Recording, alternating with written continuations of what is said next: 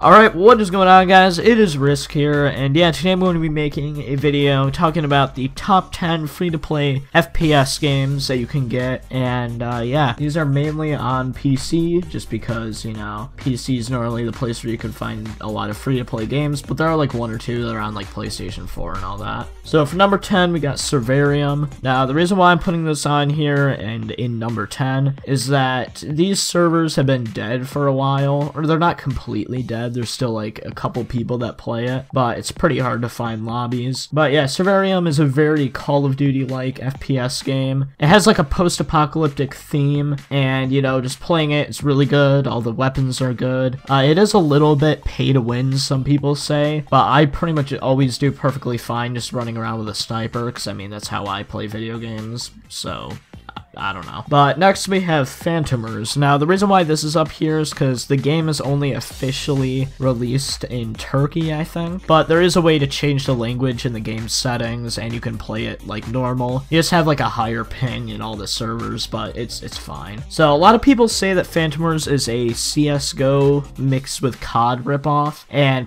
a lot of these games people call ripoffs of other games, because I mean, that's pretty much what all free-to-play games are. But yeah, Phantomers is just a game that kind of stuck out to me because I don't know, it's just the gameplay is like really fun, and all the weapons are also good, and that's pretty much all I can say about it. It's just a pretty good game. Now for number 8, we got Toxic. Now, Toxic is a free-to-play arena shooter, and yeah, pretty much it's just like the old like Quake and Unreal Tournament games. You go around on a map, you pick up weapons off the ground, you kill everybody. It's that simple, just an arena shooter. And it has like really good graphics. It runs on a lot of like older computers. I could run this on my old laptop, but obviously on the lowest settings. But yeah, it's pretty well optimized. The only problem that I have with it is that the game itself is free, but then to unlock other maps and all that, you have to go and buy the game, which I think it's only like $10 or something like that, so it really isn't that big of a deal. Maybe it's like 20, I'm not 100% sure. But yeah, other than that, the game is really fun,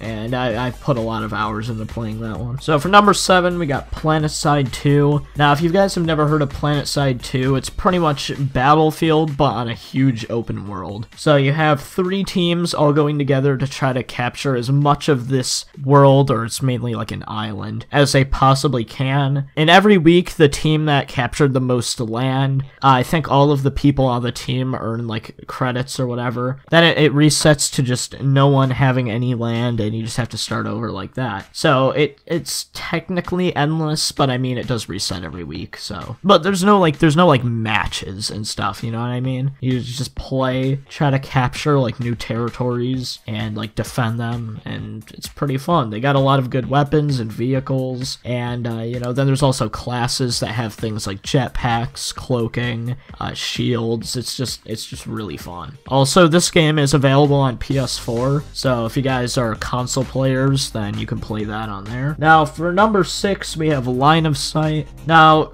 Line of Sight is a game that a lot of people say is a CSGO ripoff, and I just disagree with that, because it's a lot different than CSGO. The only real like similarity between the two games is just, you know, like kind of like the movement in it, when even the movement in Line of Sight is like, you know, completely different. There's aiming down sights, there's like TM and all that, which CSGO doesn't have, and it's just, like I said with all of them, it's a good game. I personally enjoy sniping on this game, because I just think it's really fun, and yeah. For number 5, we have another game that's available on PS4, and it's America's Army Proving Grounds. Now, if you guys have never heard of this game, it's a game I'm pretty sure it's actually created by the, you know, America Army, or US Army, or whatever you want to call it. But yeah, pretty much it's a very realistic, you know, war simulation game, and it's like, it's mainly like a CSGO type thing. It really isn't a CSGO ripoff. I know I keep saying, like, people call this a ripoff. Pretty much what it does, it puts you in, like, realistic scenarios with, like, you know, like, you have one team that has to go plant the bomb and all that, like your normal SND and all that. You have a couple other, like, different modes in it, and yeah, there's no respawn button in I think any of the modes, so you actually have to, like, be careful with dying, and you can like revive other people and all that, so it's pretty fun. For number 4, we have a game that just recently was released in the US called Black Squad. Now, if you guys have never heard of this, obviously, it started in, I'm pretty sure, South Korea, and it was like really popular. Ended up getting its own esports team there, and they just recently brought it to the US, I think about a year ago. And yeah, pretty much it's just like a lot of the other, you know, Korean FPS games that you see. Like, the movement is all the same as most of them, but all of the weapons are like really powerful, and it's just, they all have a really fast time to kill. Also, this game is like not pay to win at all. I don't even think it's possible to spend money on stuff if you wanted to. Maybe you could.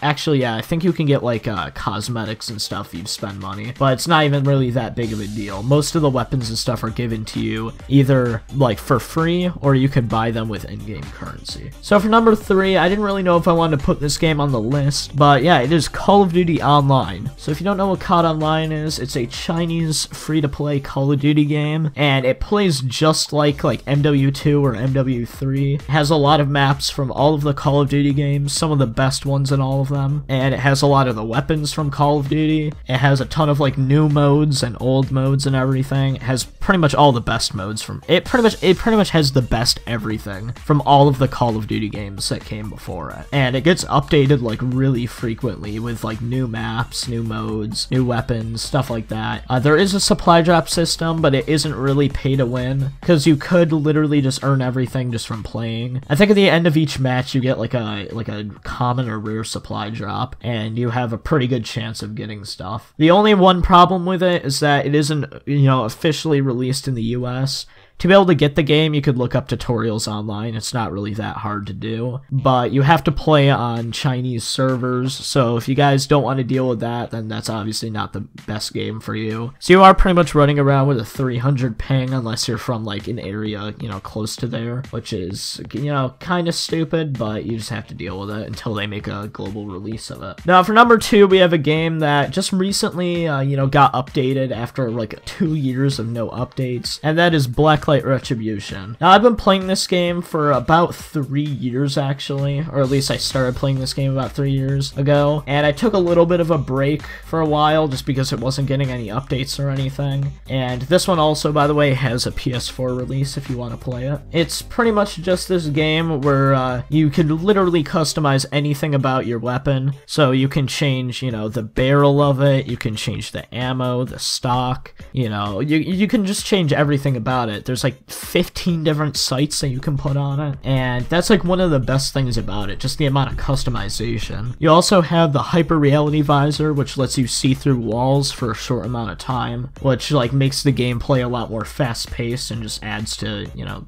the gameplay and makes it more fun. Now for number 1, we finally have Warface. Now Warface is a game that I've been playing, you know, at least a couple times a week pretty much for the past like 2 years. So it's probably the closest game to Call of Duty on this list, and there's other than COD Online, and there's really nothing wrong with that. The game does it well, and you know, there's not really that many hackers. You might run into 1 or 2 every once in a while, but you can just report them and they pretty much get banned, you know, very shortly after that. But yeah, it has some of the best graphics out of all of these games. I mean, there's like 1 or 2 that have a little bit better graphics. I think Blacklight Retribution looks a little bit better in my opinion, but it still looks really good. The gameplay is really good. I like sniping on it because it feels a lot like Call of Duty, and yeah, its fan base is also pretty big. There are some people that like hate on it and everything. It's not really the biggest community in the world, but it has a strong fan base around it and a lot of people that just support the game. So I definitely would recommend you guys getting this one if you really want a you know, like a really good free-to-play FPS game. So I guess that's it. If you guys enjoyed the video at all, make sure to like, comment, and subscribe. The links to download these games will be in the description below, and yeah, so see you guys in tomorrow's video.